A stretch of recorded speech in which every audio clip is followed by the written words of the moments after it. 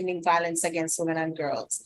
And a part of this is also supporting organizations in building their internal capacity to continue to work with their communities and other key stakeholders towards the aim of gender responsive messaging and prevention, protection, and response to intimate partner violence and child sexual abuse, especially.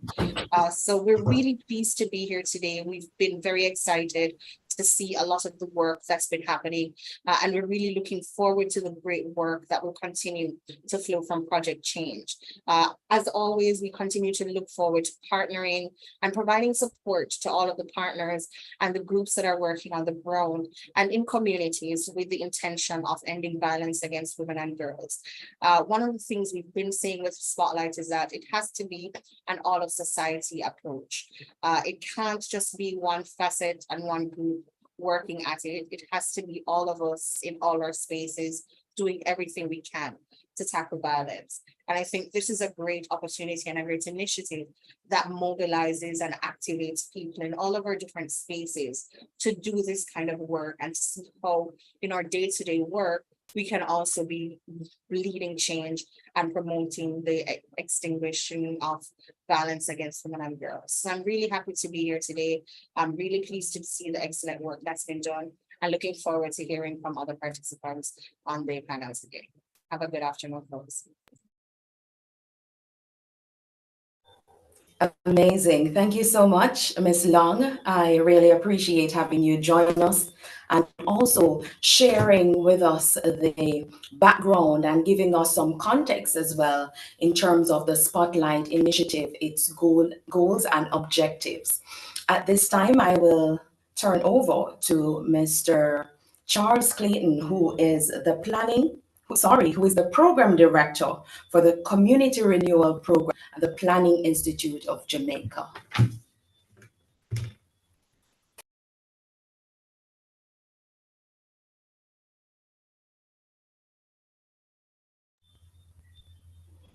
Are you hearing me?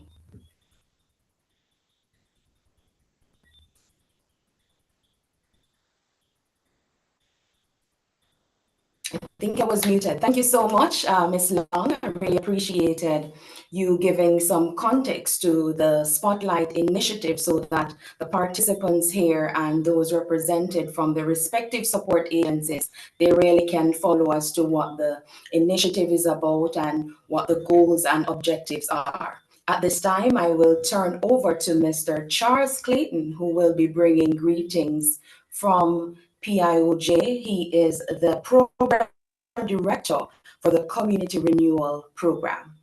Over to you, Mr. Clayton. Thank you very much, Ms. McIntosh. Madam Chair, Pastor Rose, Ms. Barrett Popkin, Ms. Long from UN, and other distinguished members of this panel. It's a great honor for me to be here with you. I hope my internet will remain stable. It has been popping in and out while this program has been continuing, but I hope I've stabilized it now. But I want to say how much of a pleasure it is for me to be here tonight to see the launch of this particular program for a number of reasons. First of all, as all of us will be aware, violence is a scourge in our land, which has gone way out of control.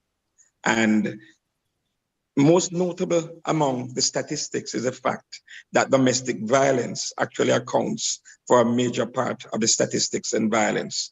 And I'm referring here to the murders that are classified as domestic murders. It means it's people who know each other, or intimate partner violence, or people who live in the same space who are actually fighting among each other with so much violence that they cause the death of each other.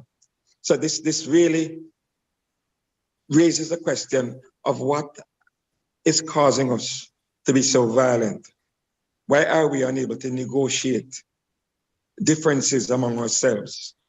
It really is a serious issue that needs to be addressed. And certainly the home as the basis for social development, for society, has to be the place where we start in addressing this issue. If parents and family members are unable to resolve issues among themselves, how much less are they likely to resolve issues when they face the wider society? So it plays out itself, not only in the home, but in the wider society, in the different spheres in which we operate. We see gang members becoming violent because they have a violent origin. We see people in different organizations becoming violent with each other because this is the foundation that they have come from. So what is happening here is really a very important step in resolving the foundation for the violence that we see. If violence in the home can be resolved, it will go a long way in resolving the way people relate to each other in the wider society. So this particular Spotlight program is a critical link in the chain that will bring about the transformation that we're looking for in our society. So I'm very pleased that this particular initiative is being undertaken, particularly by the church, because the church is among the most influential institutions in society. And in Jamaica, we have more churches per square mile, it is said, than any other country in the world.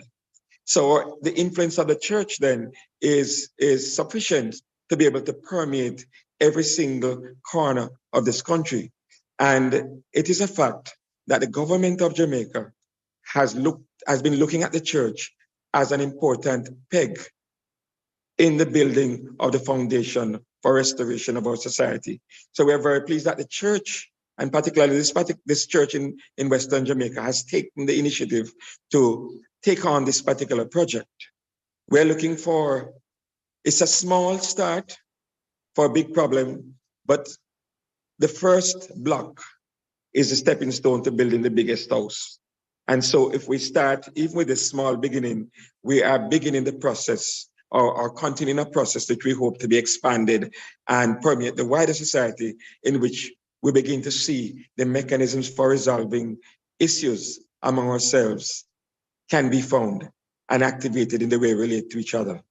So we are very happy for this particular project, and I congratulate the church, West Jamaica Conference, and the UN Women's Movement for coming together to initiate this particular project.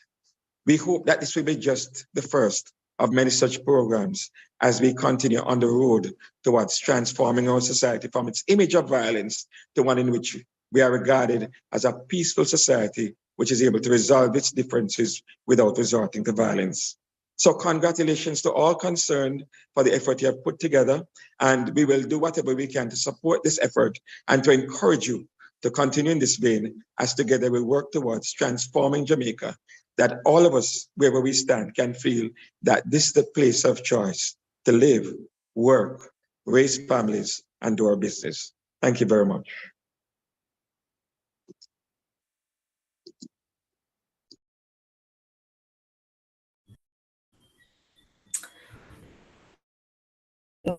Well said, Mr. Clayton. We do appreciate as well having the Planning Institute of Jamaica on board.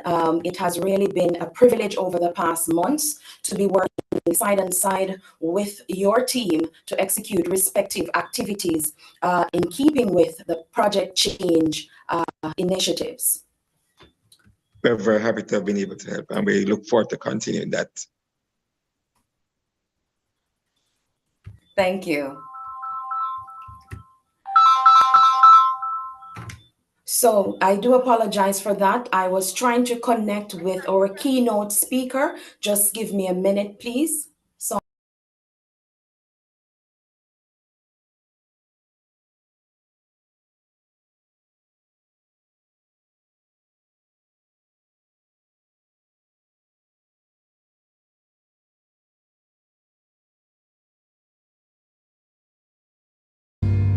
God of Abraham, you're the God of covenant and faithful promises. Time and time again, you have proven you'll do just what you said. Though the storms may come and the winds may blow, I'll remain steadfast and let my heart learn when you speak a word, it will come to pass. Great is your faithfulness to me. Great is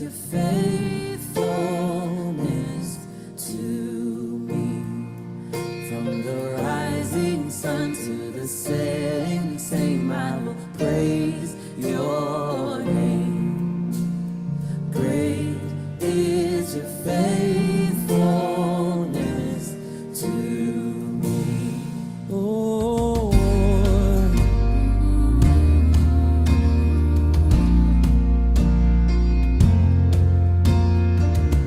seasons change, you remain the same.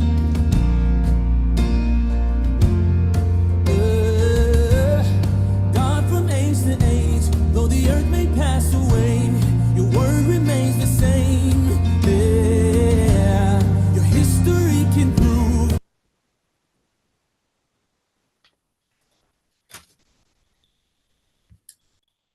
Thank you very much. I also apologize for that just now.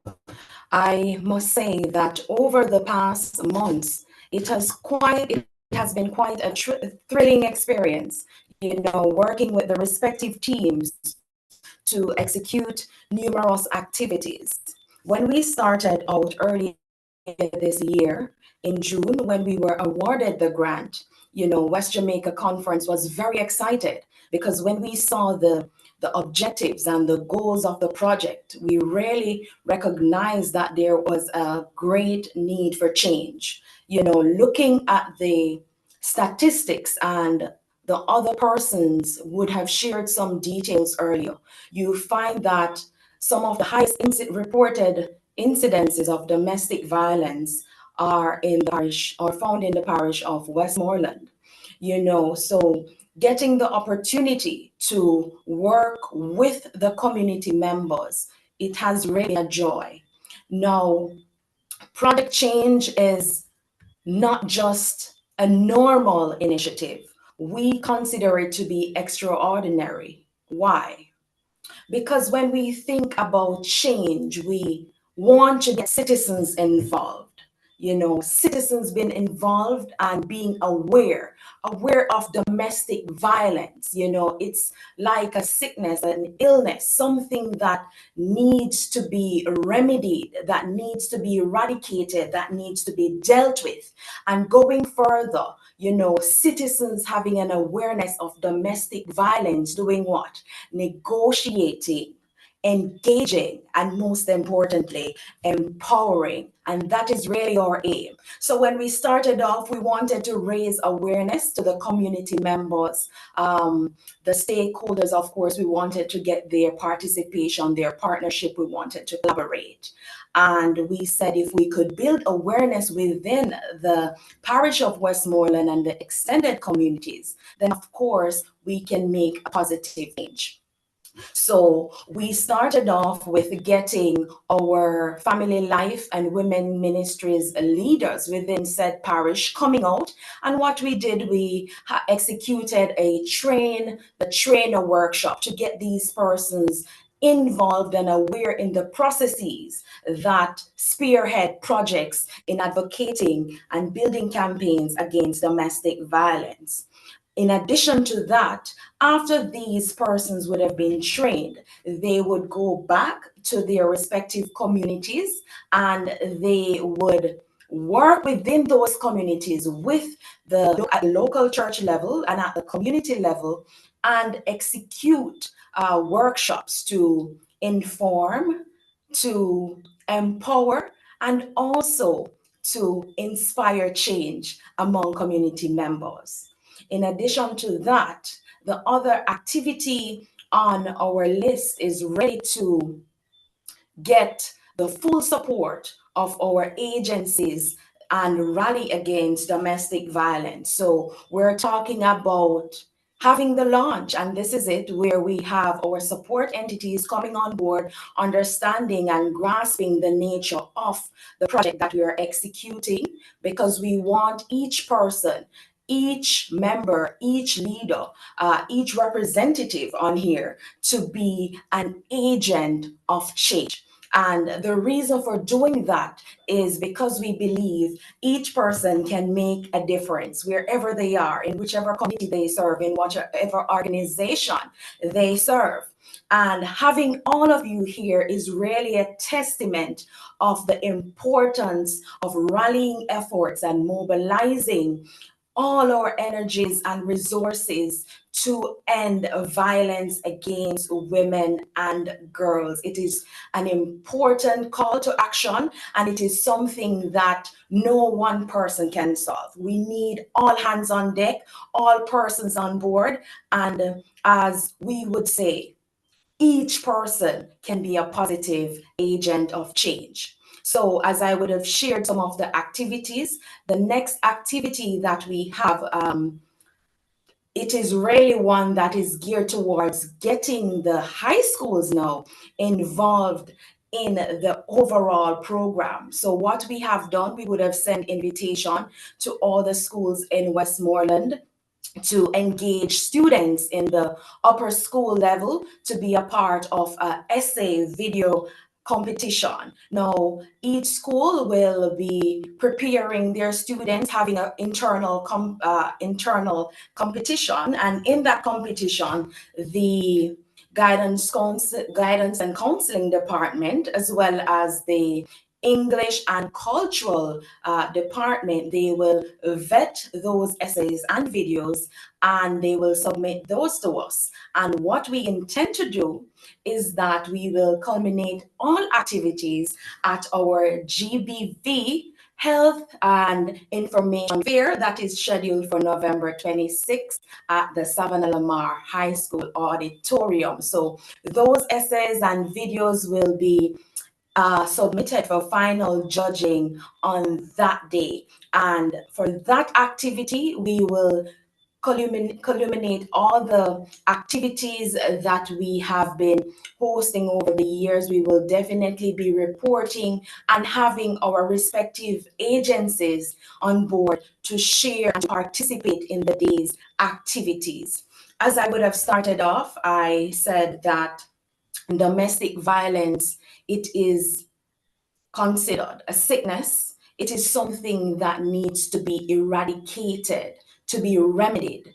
And having each person on board means that each person can make a difference. Each person can make a change. Each person can advocate, be an active advocate to end domestic violence. I really appreciate having all of you on, and I know that our keynote speaker would have joined us recently, and I was given the privilege to introduce her. So I will do that at this time. So our keynote speaker for this evening is Miss Nardia McLaurin. She is from the Bureau of Gender Affairs, and her title is the Director Community Liaison. And we found out recently that over the past years, she has been actively involved in social development, community development, values and attitudes, other gender-related attitudes to really assist with the improvement of social and economic development of both women locally and internationally. Ms. McLaurin collaborates with government ministries, departments and agencies, NGOs and community groups for the delivery and implementation of programs within communities and other groups to really increase awareness on gender-based violence and to increase and improve communal response to address gender-based issues.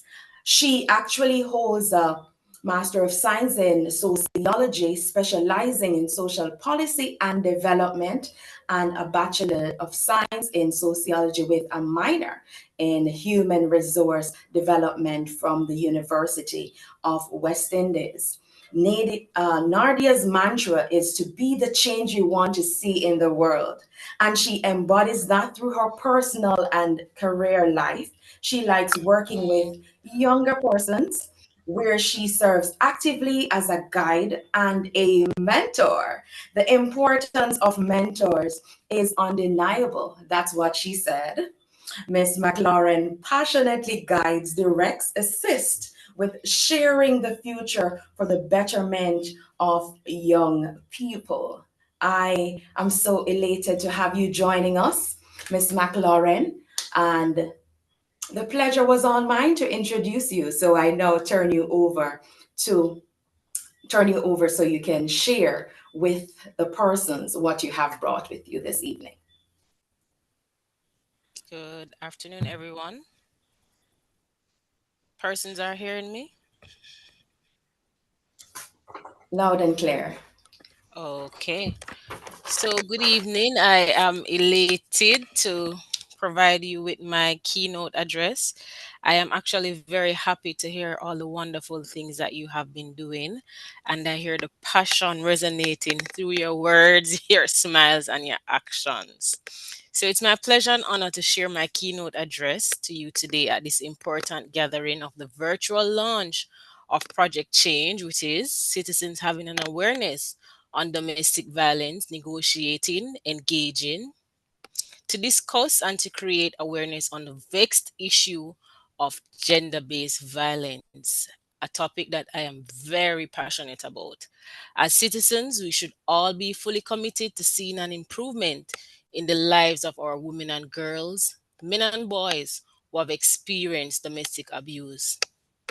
Jamaica will change only if we all change and provide a collective response to ridding society of this monster that puts a scourge on the fabric and development of our society. Domestic violence is not normal, as everyone deserves a life that is free from all forms of violence and abuse. This must be combated vigorously. Today, I want to thank the Women's Ministry Director of West Jamaica Conference of the Seventh day Adventist Church, Pastor Vincent Rose, Marion Barrett Pumpkin, Tamil McIntosh, your host, Mrs. Carolyn Smith James, and the entire team from the church for initiating and formulating this project to address the vexed issue of domestic abuse. Highest regards and thanks, of course, to the Planning Institute of Jamaica as they support and guide our partners to plan and implement activities to address the grave social issues that we all face in Jamaica as we work to make Jamaica the place of choice to live, raise family, and do business. Also, let me share special commendations to the Spotlight Initiative team, thanking them for their continued support and dedication towards the shared values and understanding towards eliminating gender-based violence. The roots of human progress lies in us, all our people working together in harmony with each other and the world around us. But let's be real, our social environment is out of balance. Brutality and violence prevents individuals and society from reaching their full potential. In particular, our women and girls are undervalued, raped, beaten, and killed. Many of these women and girls have untapped and huge potential for creating positive and lasting change in the world. So there's a huge amount of work for us all to do about this violence against women and girls, as this issue has to end. Today, more than ever, with the advent of social media, we are seeing increased stories on the most pervasive and brutal cases of violence against women. I heard you talking earlier about violence in Westmoreland, but the reports are speaking that violence is increasing all across Jamaica.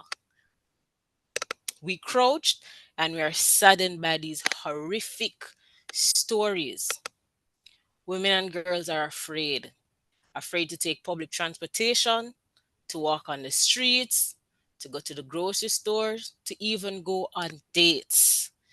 At the Bureau, we hear all the stories about these women and girls and their families. And as a nation, we have to try and heal from these horrific experiences. Let me start by giving you a definition of what gender based violence is. So, gender based violence is any act directed at someone because of their sex and or gender. This results in physical, sexual, and or psychological harm or suffering. Or in short, we can say this is behavior that is intentionally hurtful, discriminatory, and take many forms, and may involve real or perceived power imbalance. This violence includes men and women. Females are most likely victims of domestic abuse, but that doesn't mean men and boys are not also victims of domestic abuse. And it involves unequal power relations. Types of gender-based violence includes human trafficking, rape, domestic abuse, bullying, incest. Today we are focusing on domestic abuse, which according to the government's 10-year plan called the National Strategic Action Plan to eliminate gender-based violence, we call it at the Bureau NSAP GBV for short, domestic violence or family violence is termed as any violence that occurs between individuals who are related through intimacy, blood, or law. Domestic violence is one of the main sources of violence in Jamaica, and it usually results in death or serious harm. Domestic violence includes intimate partner violence, sibling abuse, elder abuse, and child abuse. This violence must stop, as the government of Jamaica takes a zero tolerance approach to all forms of violence and abuse. We must get to the place where we no longer accept social norms that normalizes violence against women and children.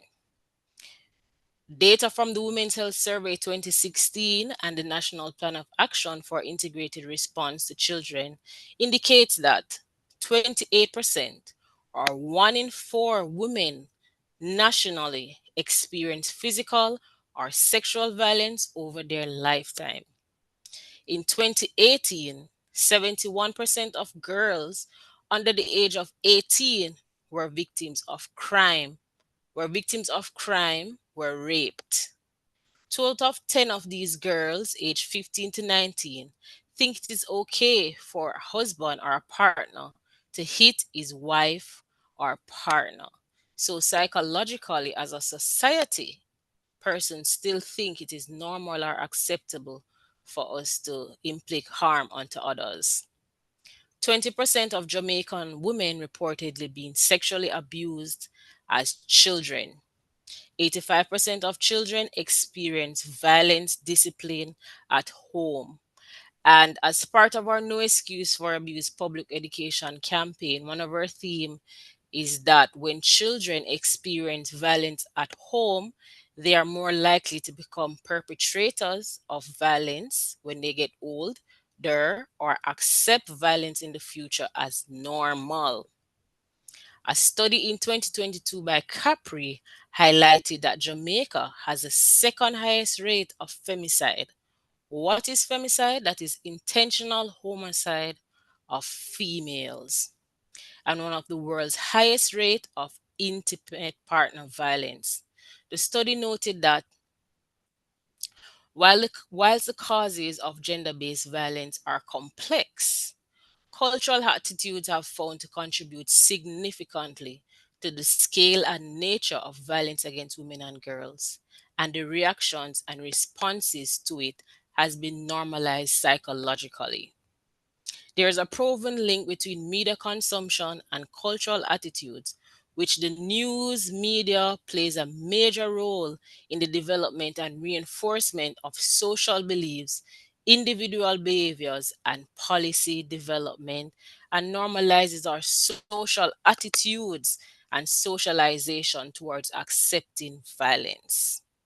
Today, at this virtual launch, we are encouraging a very important dialogue amongst us all about the seriousness of domestic abuse.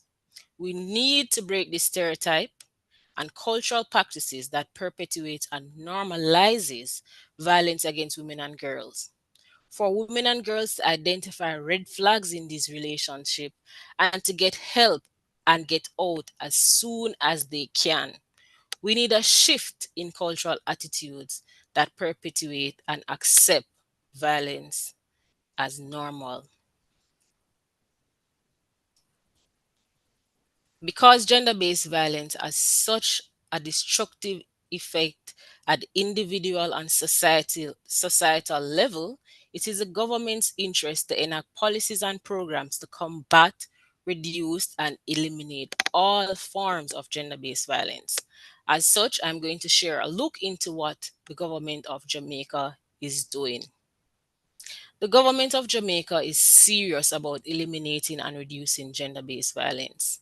In line with its various partnerships with community groups, schools, non government agencies, the Spotlight Initiative, the government has been seriously working and actively to innovatively develop and to strengthen the existing framework and program initiatives aimed at eliminating and reducing violence against women in Jamaica.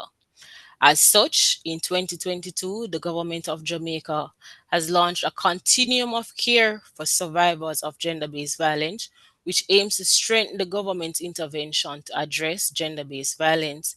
This sees the Bureau of Gender Affairs working very closely with all the social agencies and community groups that are in place to address gender based violence.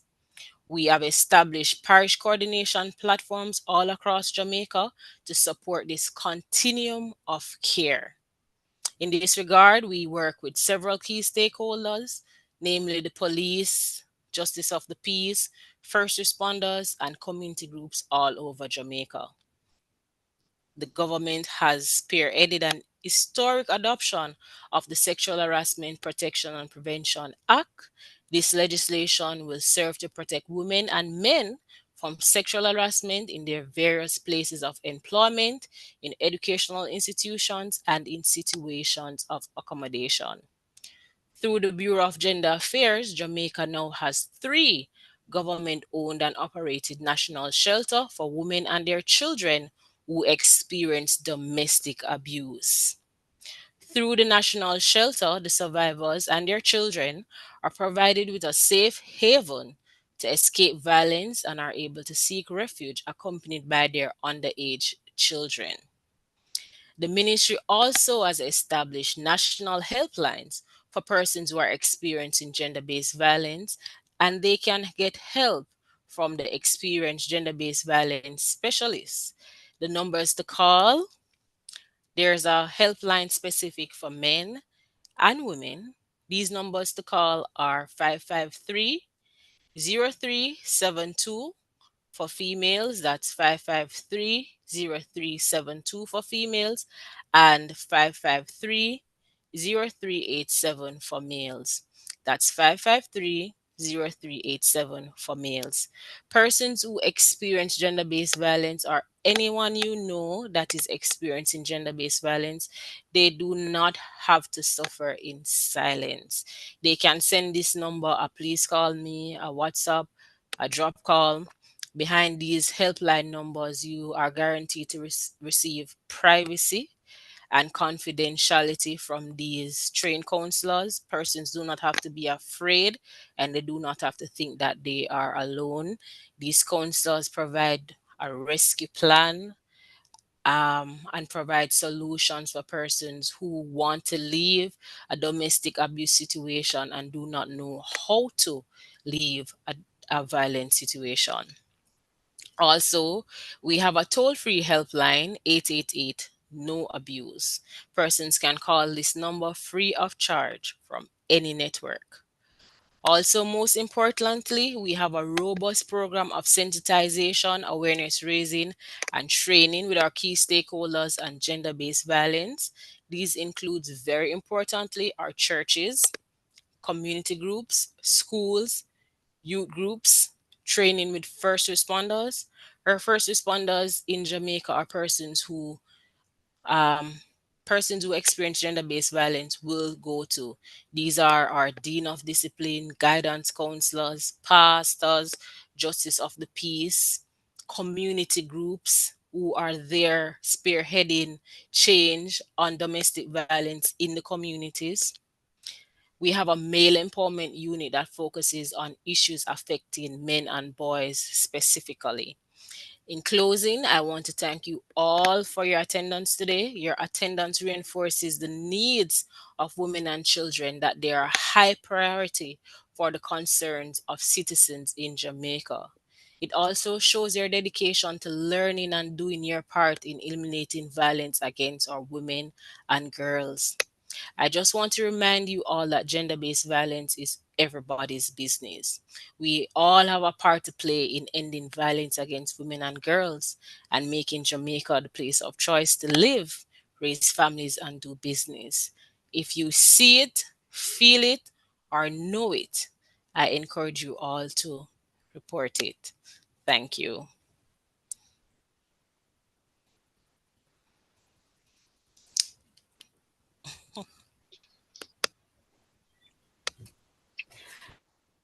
Thank you so much, Ms. McLaurin. Well You are welcome. address must come to also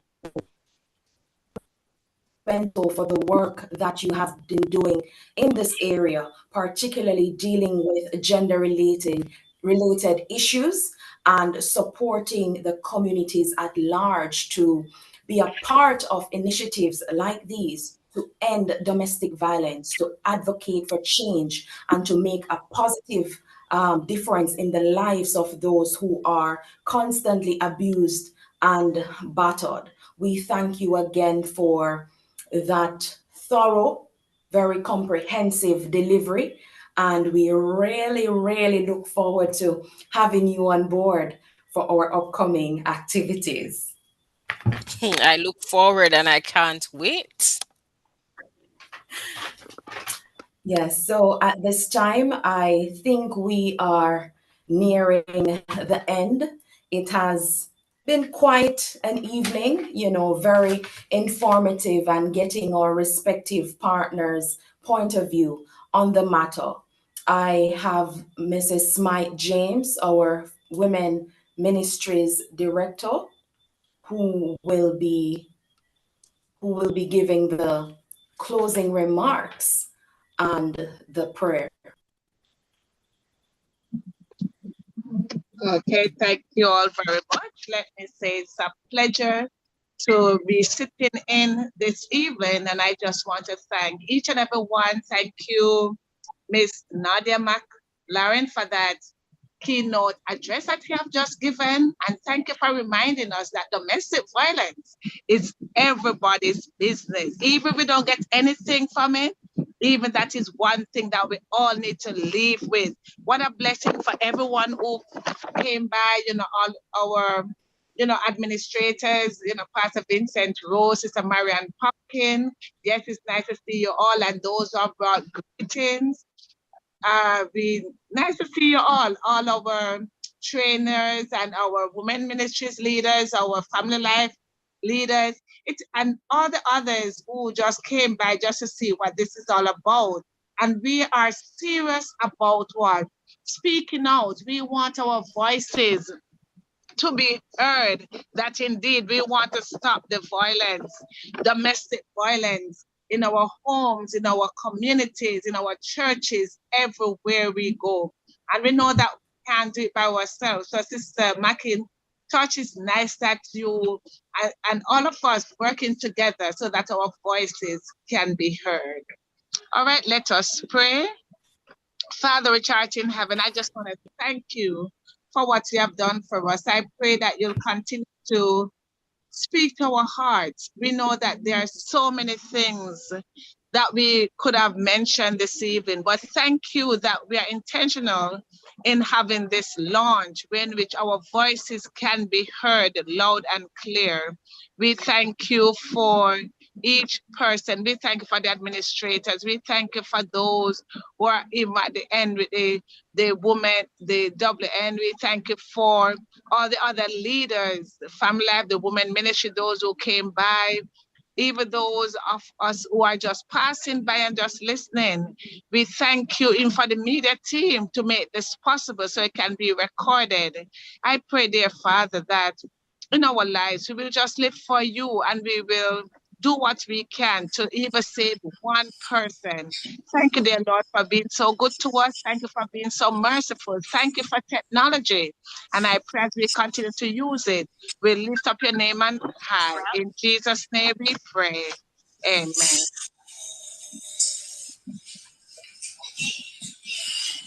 Okay, God bless you all. Thank you very much.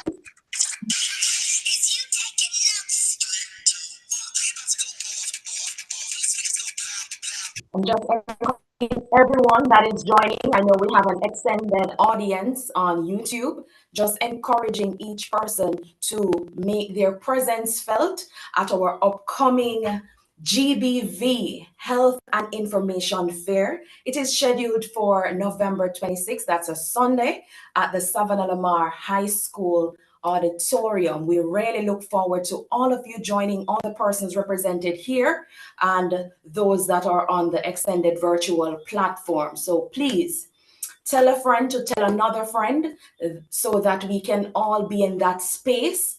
There will be several different services provided. It will be advertised in the coming week, so you will see what will be happening. But we want to have a major event. So spread the word, and we do look forward to having each and every one of you joining us. Thanks again from the entire team at West Jamaica Conference. God bless you all. Have a great evening. Thank you. Take care.